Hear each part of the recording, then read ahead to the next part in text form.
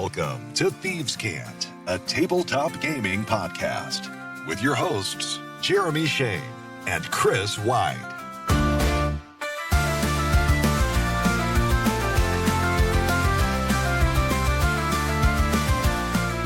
And here we go again. Welcome back. Thieves' Cant. Jeremy Shane with you. And this is Chris White. How's it going? It's going great. How are you doing? Not too bad. It was a good week. I got to see something I'd never seen before. Mud rain. Mud rain. It rained mud yesterday. It did. I noticed that my truck was incredibly dirty. And so I heard so many theories about the mud rain. Everything from biblical apocalypse to there was a dust storm out west and it blew this way and it rained. And so the resulting mud rain is what we got. well, I guess I could go either way on that. Maybe both. Why not both? Why not Now, both? I do need to clarify, if you are visualizing in your head like globs of mud falling, if you want to visualize that and picture that that's how it actually went, I encourage you to. But it was really just kind of dirty water. Yeah. So it wasn't much different than the usual around here, but a little bit. Yeah. Yeah. So did you get mud rain where you are? Chris, here we are, episode 2. I do want to share some statistics. I'm ready. I've got to say hello to whoever is in Ecuador giving us a listen. We appreciate you there in Ecuador. That's the majority of our fan base right now. We're big in Ecuador. Huge in South America. Hey, that's great. So again, thanks for joining us. Big show again today. We got another cool crowdfunding project to spotlight. We are going to step into the forge of creation for our main topic. Mm-hmm. Chris, last week we were drafting monsters. This week we are crafting monsters. That's right. From draft to craft. I'm excited about this one. So the Really? forge of creation, join us as we make a monster in our main topic. But first, let's get caught up on some news.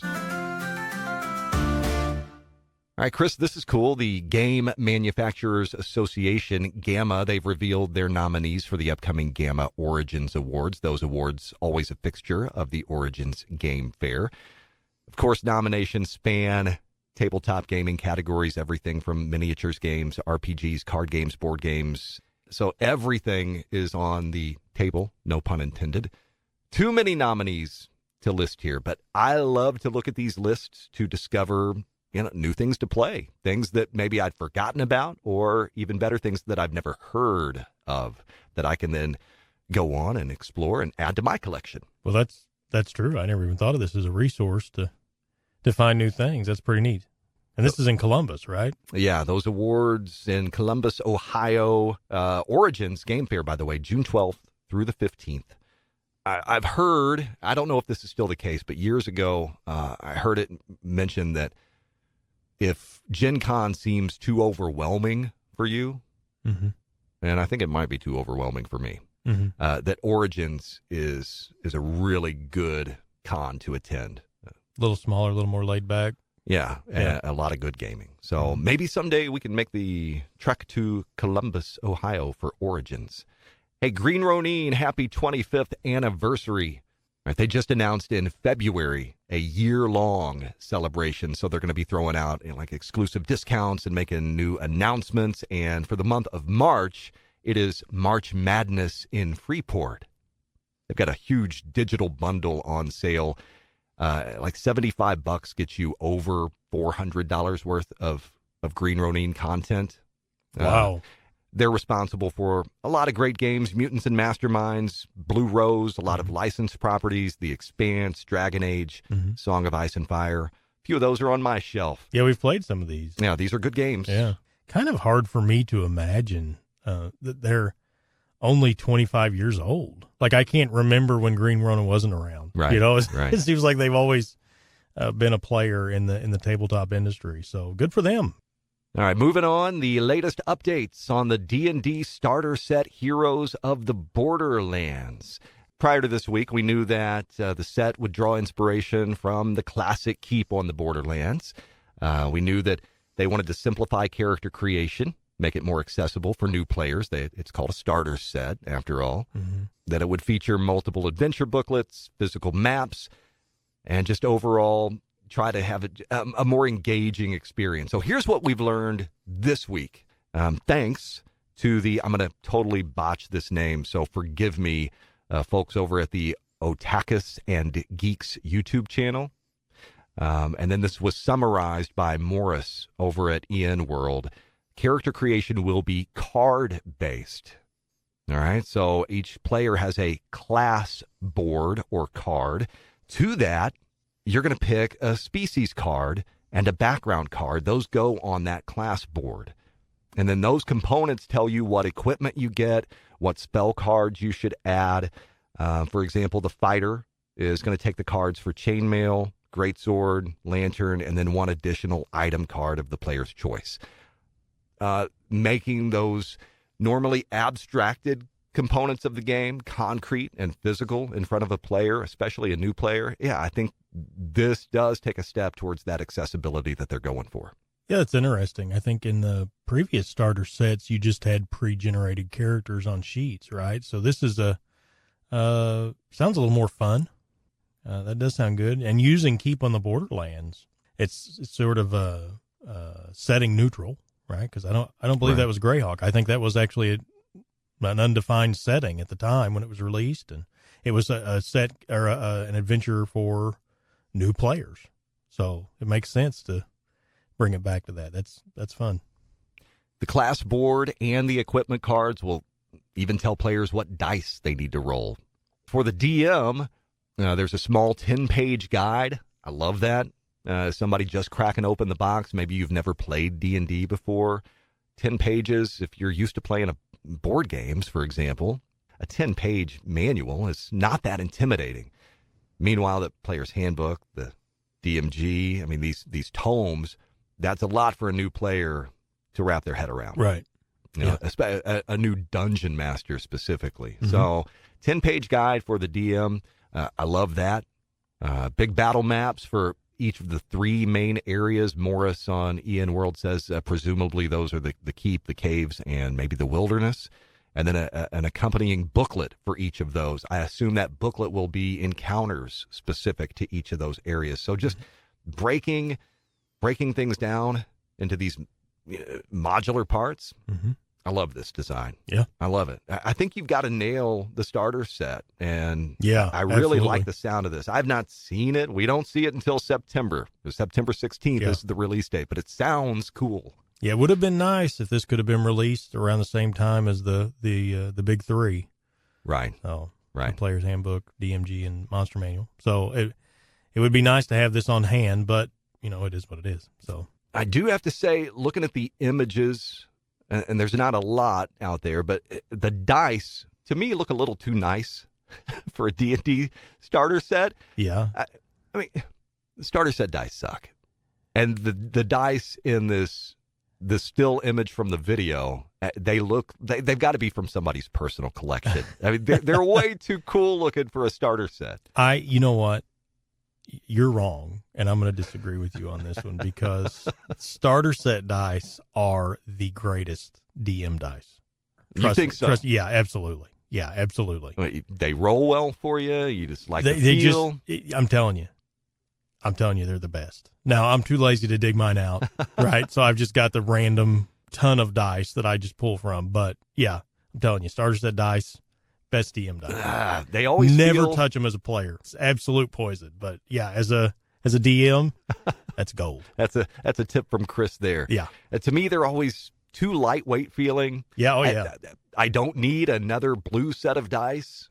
I've got plenty. Why are they always blue? They are often blue. Although I think in the Essentials set, the most recent 5e starter set, called the Essentials, I think that was a red set of dice actually. So.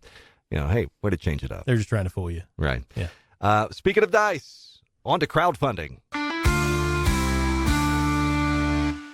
All right, I don't know if you've seen this. Hero Forge just launched a Kickstarter. Hero Forge, renowned for their customizable minis. You can design your mini online. They'll 3D print it for you, send it to you. So that's whenever we grew up playing, that was our dream. Man, I want to find a mini that looks just like my character. Oh, yeah. That's still the dream. Yeah, and Yeah. Hero Forge allows you to do that. They've even got, for a more affordable option, the cool, I don't know if you've seen the acrylic standees. So if you don't want to go all in on the full 3D mini, you can just get the full color I haven't image seen those. on an acrylic standee. They look terrific. Oh, that's really They're cool. way cheaper than what the full-fledged mini is. Do the mini. If you got the cash for the mini, do the mini. But the acrylic standees are fantastic. Yeah. Full color. They're beautiful. Yeah. Great option. But anyway, they have launched a new Kickstarter for fully customizable dice. Yeah. These are nice. It runs until April 5th. You can get just a D20. You can get a full set of dice if you want to spend a little more. And Hero Forge tells us that any part that you can use to assemble your mini, you can use those parts inside the dice as well. So if you've shopped Etsy, for example, and you see people doing all these cool dice sets with things inside the dice. Yeah. You got your wife, for example, a set with the mushrooms inside the dice. Now you can take your character's head or your character's sword or shield, and you can put that in the dice. If you haven't taken an opportunity to go to the Kickstarter and look at this, it is so cool to have like a bust of your character inside your dice. Awesome. Or your character shield, right? Take that shield, stick it in there. It is really neat. Get your Holy Avenger, shove it in the dice, get your dagger. Right. Yeah. Put that Holy Avenger in that D20. When you roll to attack, you are literally swinging that sword. Yeah. It's beautiful. And there's a lot of customization. I was looking at this, like you can off-center numbers and things like that if you want to. You can change all the colorations of that. This is neat. Even the 20, you can change. They have a selection of emblems you can replace that with. So, this is If I'm not mistaken, fun. I think you can get like a standard size D20, but you can also get like bigger ones too. Verify that for yourself on the Kickstarter page there for Hero Forge. Not that they need publicity from us, because this thing, again, we are recording on Saturday, March 8th. This Kickstarter just launched a little more than 24 hours ago, I believe, and it is funded hundreds of times over at this point. So fully funded, it's happening. Yeah, I've got a birthday coming up in about 10 months, so Looking bear for that an in early mind. idea. Yeah. So that is the customizable dice Kickstarter from Hero Forge, again, running until April 5th. That'll do it for our news and notes. That'll do it for our crowdfunding. There's only one place left to go today, Chris, and that is into the Forge. Are you ready?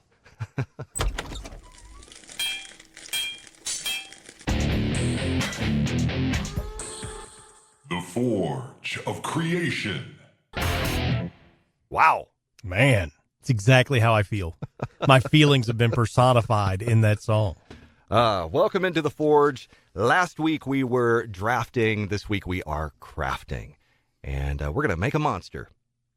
We are going to use, this book is amazing. Let me reach over, try not to strain myself, lifting the tome of adventure design. This is the revised book. This comes from Matt Finch at Mythmere Games. I backed this on Kickstarter a few years ago, and I brought my copy into the studio with us today because there is a section in here all about designing your own monster for tabletop use. So, Chris, I figured we would roll this up, see what we're dealing with, and maybe stat it up.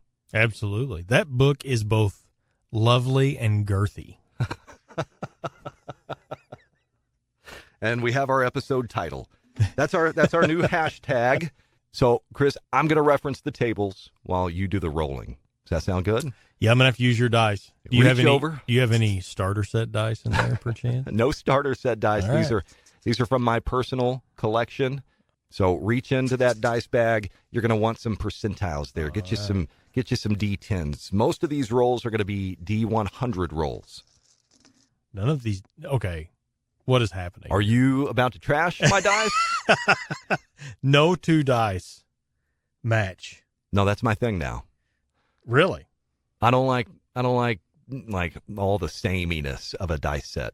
That's where I'm at these days. I like to just collect dice that I like and throw them in that bag. Well, I'm going to grab green marble and purple matte, All right. and I'm going to toss them. Are you ready? Roll your D100. Let's see what you get. We're going to find out our monster type. All right, monster type. Here we go. 17. Looks like we are going to be making something draconic. Oh, all right. All right, this monster is draconic. Let's determine this thing's unusual physical feature. 78. It has a prominent crest, like a rooster or a cockatiel. Likely of large scales rather than feathers, but you know what? If you want it to be feathers, make it feathers. Yeah. You can make it whatever you want. Okay. All right, I like it. But it has a crest. This is cool. Yeah. Are we happy with that one unusual physical feature? Or do you want to do something else to this thing? Well, I don't know. Do you have options to do more things? I mean, another roll if you wanted. Let's do it. Okay. Let's do it. If we get something contradictory, we can exit or we can go with it instead. How about a 70? A 70. Staying around the head, it has large, multifaceted eyes. Whoa. Parenthetically, it says probably with a gaze attack. Large, multifaceted eyes. Interesting. That changes things a lot. Multifaceted eyes and a prominent crest on its head. Okay. What are you thinking so far? What are you visualizing? Well, prominent crest, you tend to think, the first thing I went to was like a duck-billed dinosaur. Okay. Kind of that with that kind of reptilian upturn on the backside of the head, Yeah. or you could go feathers, like I mentioned, like a cockatiel or something like that. But then the multifaceted eyes sort of drew me in to more of like an insect nature. And when I thought of that, the first thing that came to mind, which is kind of weird, was like a beetle, like a horned beetle. Oh, that's interesting. What would a dragon be like that had those traits? I don't know. That's A beetle dragon. yeah. I like it. We're not done. We can't have a dragon without a breath weapon. Of course. This thing needs a breath weapon. Yes. We're going to make 2 rolls on this breath weapon chart. One will determine the breath weapon's delivery method, and the other will determine the breath weapon's effect. What do you want to roll for first? Well, it was the effect and the what? Delivery. Let's do delivery first. Okay. Let's roll those percentiles. 88. Okay. So this creature, this potential beetle dragon, spits out a grenade-like solid, which explodes to deliver the special effect, whatever that is, in a radius. Might or might not have perfect aim. Okay, that sounds really cool. I'm liking this so far, but I think a lot is going to ride on what's the effect On what this does. Yeah. Right. Yeah. All right. So it's going to be some sort of radius from this grenade solid. Mm-hmm. Well, let's find out. Let's roll the effect. Here we go. It's a 37. All right. It's going to ask us to roll twice. The breath weapon has a double whammy effect. Oh. So you'll just roll 2 more times for the effect. Wow. Okay. I like that. Somehow we'll combine the So effect. the effect's really bad. Maybe it misses, maybe it hits, but it's, oh yeah. Okay. It's going, all right. Here we go. See, I can see your gears I'm turning. getting, yeah, we're going. Here comes the first one. This is what happens in the Forge of Creation. Yeah, it's happening. Right now it's happening. Something is being birthed, and it is awful. It is literally hideous. coming out of us. It's coming out of us right now. 89. Okay. One of the effects will be nausea. Makes sense. Yeah. But what accompanies that nausea? And nausea, I mean, in depending on the system that you're playing in, I mean, that could manifest mechanically in a number of ways. See, I feel like I can really understand this because my breath weapon effect often induces nausea. So, You're right. yeah. I've just ingested enough coffee that I'm actually melting the microphone right now. So, I can relate. Let's see what the secondary effect is. Here we go. 11. Oh, this just took a really gross turn. Ooh. But I love it. Yeah? It implants eggs or some sort of reproductive substance. Oh. It could be mold, right? Oh. Could be fungal. Yeah. Spores, but yeah. it could be eggs. Whoa. So its breath weapon is this solid grenade, maybe an egg itself. Yeah. Right? Yeah. It breathes these things out. Is it just one, or is it like a spray of these solids that then burst, and then the eggs, spores, whatever, if you're in that radius. Yeah. Oh. Things could get really gross. Yeah. I'm kind of liking this it. Is though. dangerous. Yeah. This is scary. Yeah. I wouldn't want to fight this. No. Okay. All right. The juices are flowing. So is that to cover it, or is there more? Well, let's see. Oh, no, there's more. All right. We have at least one more as far as I can tell. Sometimes the result will ask you to roll on some secondary, tertiary chart somewhere else in the book. Yeah. So we have at least one more here to determine the dragon's mentalities, motivations, its status.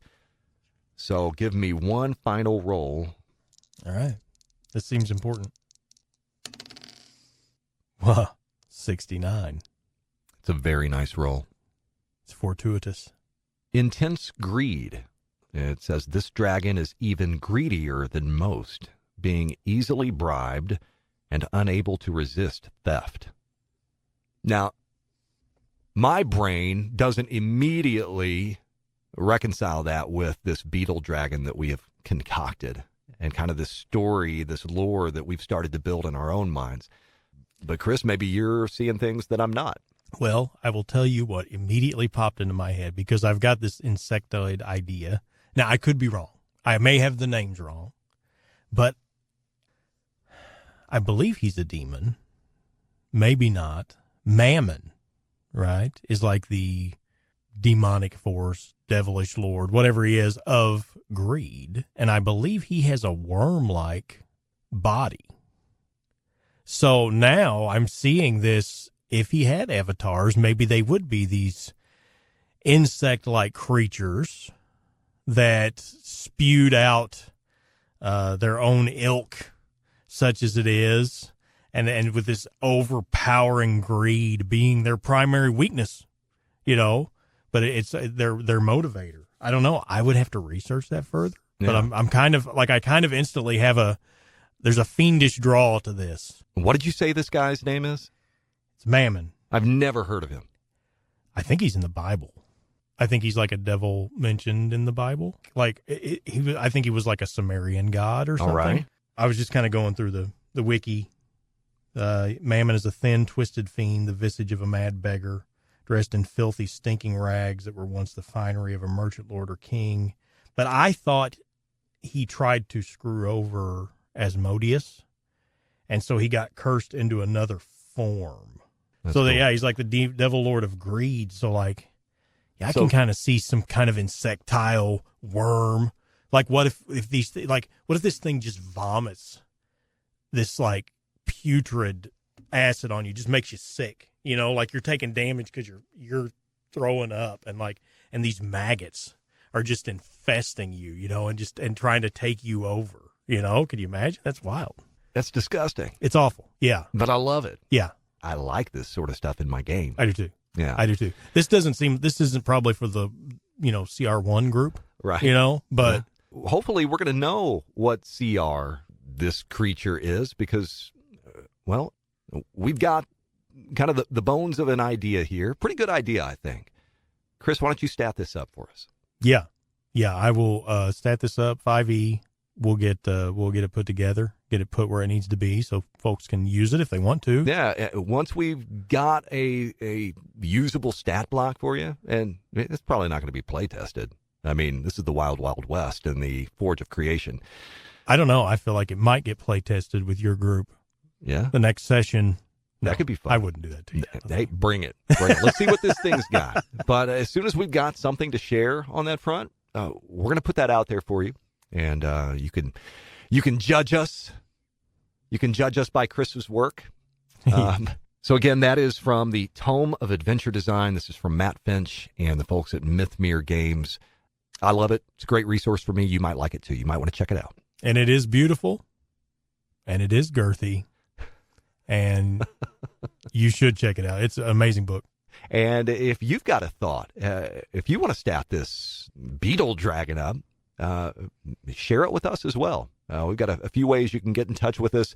Thieves Can't Cast on all the socials. We're at thievescantcast@gmail.com. So we would love to hear from you. The good, the bad, and much like this dragon, the ugly. Oh, yeah. This is, I won't say that.